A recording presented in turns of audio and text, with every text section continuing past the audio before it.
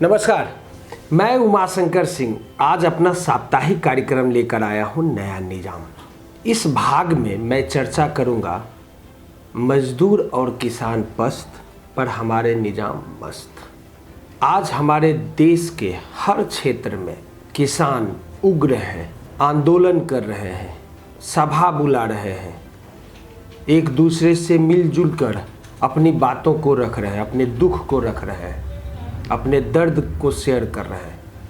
वहीं हमारे निजाम के माध्यम से किसानों के दूसरे धड़े से मिलकर नए किसान बिल पर समझाने की कोशिश जारी है।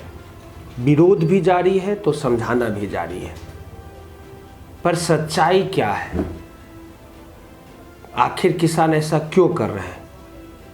मजदूर उग्र क्यों हैं?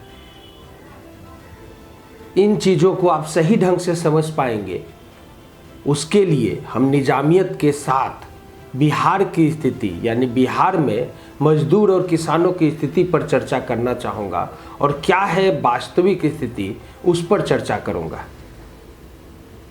अपने बिहार राज्य की मिट्टी में दलहन, तिलहन, धान, मक्का, गेहूँ, केला, आम, लीची एवं अन्य कई अनाज एवं फल पैदा करने की प्रचुर क्षमता है।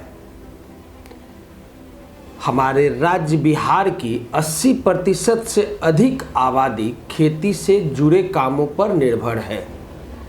मैं यहाँ खेती के साथ साथ खेती से जुड़े कामों पर बात कर रहा हूँ। खेती किसान की होगी तो खेती से जुड़े कामों में मजदूर भी आते हैं। किसान और मजदूर अपने खेतों में जी तोड़ मेहनत करते हैं। बेहतर पैदावार के लिए किसान खाद एवं कीटनाशकों पर अच्छा खासा खर्च करते हैं।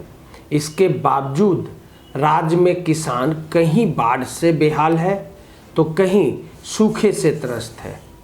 अच्छी उपज नहीं हो पाती है तो किसान कर्जे में चले जाते हैं।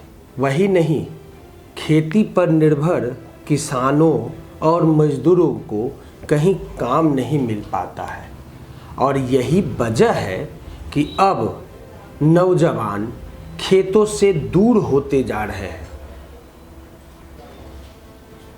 आज हमारे बिहार के नौजवान मजदूरी करना पसंद करते हैं परंतु खेती नहीं।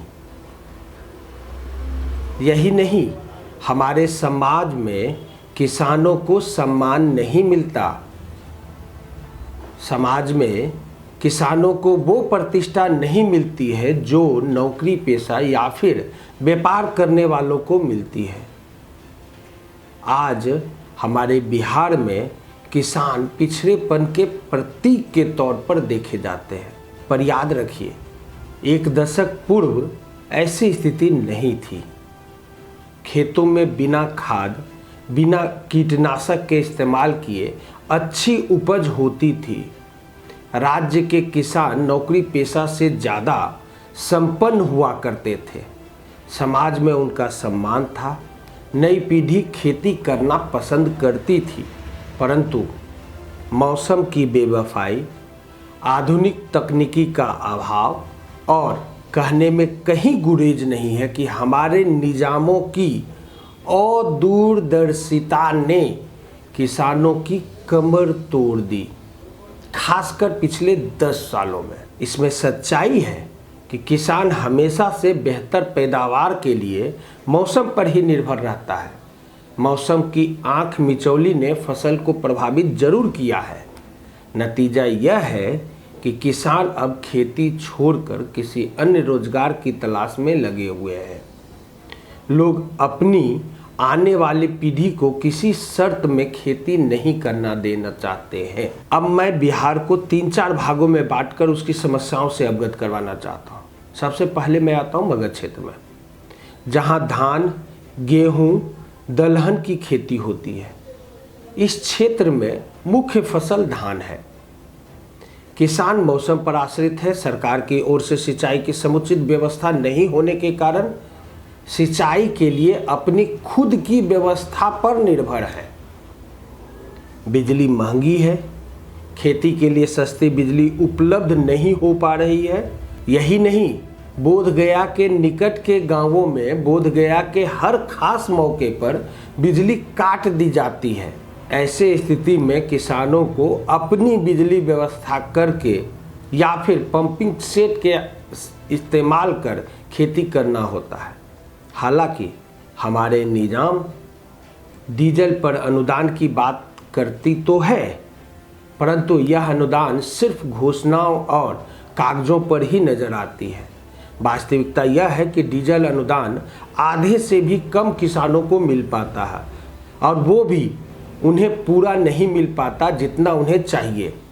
पहले किसानों को बीज पर अनुदान मिलता था और काफ़ी कम कीमतों में उन्हें बीज मिल जाया करता था, परंतु जब से अपने निजाम ने अनुदान की राशि बैंक में डायरेक्ट भेजने का प्रावधान किया है, तब से समस्याएं और भी बढ़ गई है। समझिए, समस्याएं कब से बढ़ी। यही नहीं, बड़े और संपन्न किसान तो बीज खरीद भी लेते हैं, परंतु छोटे किसान पूंजी के अभाव में बीज भी नहीं खरीद पाते या खरीदने के लिए उन्हें कर्ज लेना पड़ता है। यही कारण है कि हमारे बिहार में ना जाने कितने गुंडा बैंक चल रहे हैं। गुंडा बैंक पर कभी और चर्चा करूंगा, लेकिन शब्द याद रखिएगा, गुंडा बैंक। क्योंकि सरकार के, हमारे निजामों के अकर्मण्यता के कारण अनुदान की राशि आने में महीनों लग जाते हैं। वही नहीं, बड़े बड़े किसान ही मुख्य रूप से बीज अनुदान का लाभ ले पाते हैं। खाद पर भी किसानों को अब अनुदान नहीं मिल पाता है जो पहले मिलता था। आज बड़े ही दुख के साथ कहना पड़ रहा है कि निजामी घोषणा के बावजूद भी निजाम की ओर से किसानों को अनाज का सही कीमत में खरीदने की भी कोई व्यवस्था बिहार में नहीं है। सरकारी एजेंसी बहुत कम अनाज खरीदती है, बाकी का अनाज किसानों को मजबूरी में बिचौलियों को बेचना पड़ता है, जिससे उन्हें उपज की अच्छी कीमत नहीं मिल पाती है। सरकारी एजेंसी भी जो अनाज खरीदती है, उसका पैसा मिलने से किसानों को 4 से 6 महीने लग जाते हैं। अच्छा, थोड़ा मिथिलांचल को देख लीजिए। मिथिलांचल का क्षेत्र हमेशा बाढ़ की संभावनाओं से ग्रसित रहता है। इस क्षेत्र में मुख्य रूप से गन्ना, गेहूं, मक्का और थोड़ा बहुत दलहन और तेलहन की खेती होती है। इस क्षेत्र में भी किसानों को निजामों से किसी प्रकार का सहयोग नहीं मिलता है। शेष बिहार के जैसा यहाँ भी किसानों के बीच वही खेल चल रहा है। अब बात करते हैं निजाम का नाक, यानी कि पटना का विधानसभा से सटे पटना जिले से लखीसराय जिले तक के हजारों एकड़ में फैले टाल क्षेत्र के किसान के बारे में। उसकी भी स्थिति आज सरकारी उदासीनता के कारण भयावह है, और इसके पीछे सरकारी उदासीनता ही है। यह क्षेत्र पूरे देश को दाल खिलाने में सक्षम है। टाल क्षेत्र वर्षों से जल प्रबंधन की समस्या से जूझ रहा है। सही जगह प्रबंधन नहीं होने की वजह से किसान साल में एक ही फसल उपजा पाते हैं। वर्षों से किसान टकटकी लगाए सरकार की नींद खुलने का, यानी हमारे निजाम साहब की नींद खुलने का इंतजार कर रहे हैं। राज्य के 16 साल से निजाम नीतीश कुमार ने अटल जी की सरकार में कृषि मंत्री रहते इस समस्या के समाधान की बात कही थी।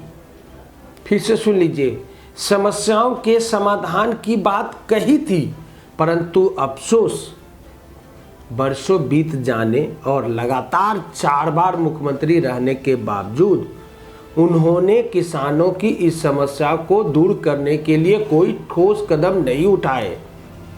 स्थिति यह है कि क्षेत्र के किसान खेती से दूर होते जा रहे हैं। वो सब किसी अन्य रोजगार की तलाश में लगे हैं। पिछले कुछ वर्षों में तो स्थिति और भी खराब हो गई है।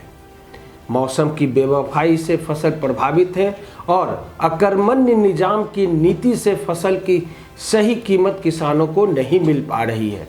यही कारण है कि किसान अपनी आने वाले पीढ़ी को खेती से दूर करते जा रहे हैं।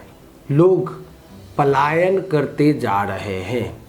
वैसे केंद्र के देशभक्त निजाम से किसानों में थोड़ी उम्मीद जगी थी, पर पिछले 6 साल में दिल्ली के निजाम साहब ने भी किसानों को निराश ही किया है। परिणामतः दिल्ली को किसानों ने घेर रखा है।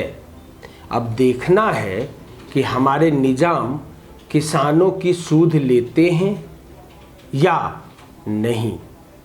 याद रहे, अगर हमारे निजाम यदि टाल योजना लागू कर जल प्रबंधन की सही व्यवस्था कर देती है तो निश्चित रूप से क्षेत्र के किसान खुशहाल हो जाएंगे और तभी नौजवान खेती के प्रति रुझान बढ़ेगा। और ये निहायत आवश्यक है कि ऐसे तो निजाम खुद ही यह मानते हैं कि राज्य में किसानों की स्थिति अच्छी नहीं है। हमारे निजाम ने खुद ही कहा है कि वह चाहते हैं कि राज्य के किसानों की आय बढ़े। राज्य के किसान निश्चित रूप से सरकार के नीतियों पर निर्भर होता है। राज्य के किसान सिंचाई की समस्याएं, बाढ़ की समस्याएं, अच्छी बीज की समस्याएं, पैदावार के बिक्री की समस्याएं एवं और भी कई समस्याओं से जूझ रहे हैं। सरकार की कृषि संबंधित नीति ही किसानों का भविष्य तय करेगी। इतना तो तय है कि आने वाली पीढ़ी खेती से दूर जा रही है। इतना तो तय है कि वर्षों से राज्य की सरकारों ने कृषि पर ध्यान नहीं दिया है। यदि सरकार ने अब भी किसानों की तरक्की के लिए प्रयास नहीं किया, तो खेती के बेहतरी पर ध्यान नहीं दिया, तो फिर राज्य का भविष्य अंधकारमय हो जाएगा। अब आप कैग का ही रिपोर्ट देख लीजिए। कैग के रिपोर्ट के मुताबिक राज्य सरकार किसानों के भले के लिए केंद्र सरकार द्वारा भेजे गए लगभग 180 योजनाओं में पैसा खर्च नहीं कर पाती है। खेती के प्रति सरकार की उदासीनता कहीं कोई राजनीतिक साजिश तो नहीं, क्योंकि राज्य के ज़्यादातर किसान उच्च वर्ग से आते हैं। तो एक सुगबुगाहट ये है कि इससे पूर्ववर्ती जो निजाम थे वो भूरा बाल साफ करने की मात्र बात किया करते थे। तो सवाल कहीं ऐसा है कि वो तो बोला करते थे, कहीं आज के निजाम भूरा बाल साफ करने की नियति पर काम तो नहीं कर रहे हैं।